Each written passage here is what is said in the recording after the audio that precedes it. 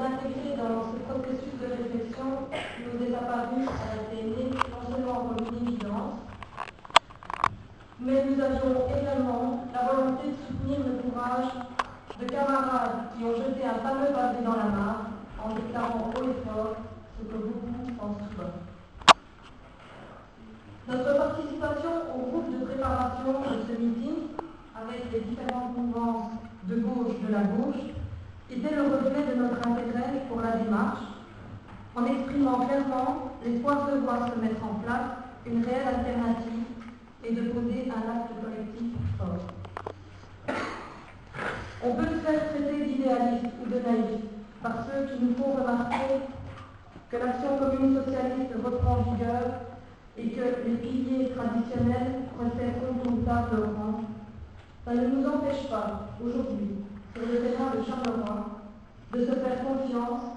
et de miser sur la loyauté de l'engagement pour un front commun des idées et pour la construction d'un contre-pouvoir sur le plan politique, en espérant que cette dynamique s'ouvre vers d'autres régions. Nous ne pouvons pas continuer, aveugles et les bras ballants, en autorisant les partis traditionnels au pouvoir à continuer de prôner et d'appliquer des mesures qui visent à réduire la base essentielle de notre solidarité, notre sécurité sociale et nos acquis sociaux, en se cachant derrière les excuses de la crise avec des termes pragmatiques qui sèment la confusion et qu'au final on ne comprend plus rien à ce qui se passe, tout en se préservant et en renforçant silencieusement le pouvoir du capital et du profit. Aujourd'hui, même les grands experts en économie, et pas seulement ceux de gauche, reconnaissent la fausse route avec tous ces plans d'austérité successifs et s'entendent bien pour démontrer que toutes les mesures de sauvetage du monde de la finance, mises en place par nos politiques et impulsées par l'Europe, ne provoquent que l'effet inverse. Je cite un entretien hier dans le soir de Paul Legros, qui était un professeur à la KUS, pour le prouver. Les pays qui ont mis en œuvre l'austérité la plus drastique connaissent la récession la plus profonde. Comment avoir encore confiance en des partis politiques qui s'entendent entre eux pour se justifier et pour se couvrir, mais qui ne peuvent cacher leur complicité dans les politiques libérales, permettant au capital de s'accroître sans cesse et au travail d'être maintenu un droit, mais un bien en voie de disparition. Ils ont été élus sur des idées et des programmes, mais rejoignent avec la droite à nos dépens. À l'heure où le CDH n'est clairement plus un interlocuteur valable pour le monde populaire et veut même voter le traité budgétaire européen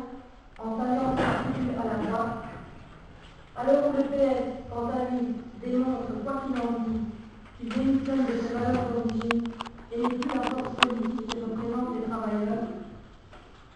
ni sur le pouvoir d'achat, ni même sur la réforme de l'État, ils ont déjà bien commencé à détricoter,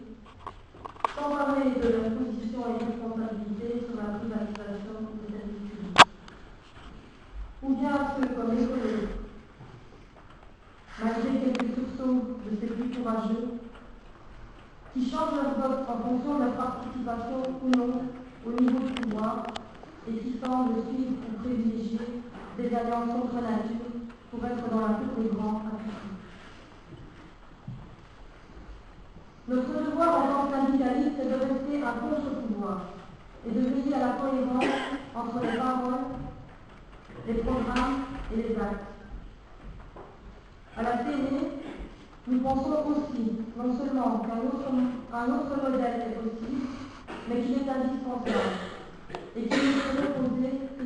sur une rupture avec la pensée néolibérale. Et nous nous réjouissons aussi que les camarades entrent à leur tour dans une réflexion vers une ouverture politique dans laquelle nous sommes inscrits depuis bien longtemps, car pour nous, c'est la seule garantie de liberté de penser et d'agir que nous avons, celle de ne pas être soumis à un appareil politique. Notre volonté est donc bien de rester indépendants des familles politiques, quelles qu'elles soient. Et l'idée n'est vraiment pas, pour nous, de créer notre parti, ni même de nous enfermer dans des amitiés particulières, mais impliquer plus et mieux dans les enjeux politiques liés à nos revendications et d'avoir des modèles fiables et cohérents avec lesquels on peut travailler et reconstruire l'intérêt des travailleurs avec et sans emploi, ouvriers et employés, ceux qui sont et doivent rester les moteurs de notre action, ceux-là même qui font tourner le monde à l'endroit. Retrouver une ligne politique cohérente et décente qui garantisse un bon statut social à tous, un contrat à temps plein, à durée indéterminée, avec un vrai salaire, juste, bien indexé, avec une réelle protection contre les restructurations et les licenciements, avec de bonnes conditions de travail et des horaires corrects qui leur permettent d'avoir une vie stable, une vie sociale et d'être en bonne santé. D'avoir accès à des biens et des services de qualité, d'avoir un logement décent, des loisirs, et de permettre à leurs jeunes de se projeter dans la vie et d'avoir simplement le droit d'être heureux. Défendre cela, c'est être conscient qu'il faut prendre des mesures fortes pour protéger et pour renforcer la sécurité sociale, l'emploi, les services publics, et pour prendre aussi des décisions importantes sur la fiscalité, l'Europe, l'énergie, la nationalisation des banques et des grandes entreprises, la dette. Cela signifie que nous rallions l'appel de la LGTB Charleroi et Vélo, mais insistons pour que malgré tout, le signal que l'on puisse donner aux grands partis du pouvoir, PS et écolo, voire le CDA, nous insistons pour qu'ils puissent se remettre malgré tout en question sur leurs valeurs fondamentales et qu'ils respectent une ligne claire dans toutes les positions qu'ils seront appelés à prendre à tous les niveaux de pouvoir. Nous insistons également pour que les petits ou moins petits partis de gauche, de la vraie gauche, se rassemblent, unissent leurs forces pour prendre un rôle important dans l'opposition à la gauche des partis traditionnels.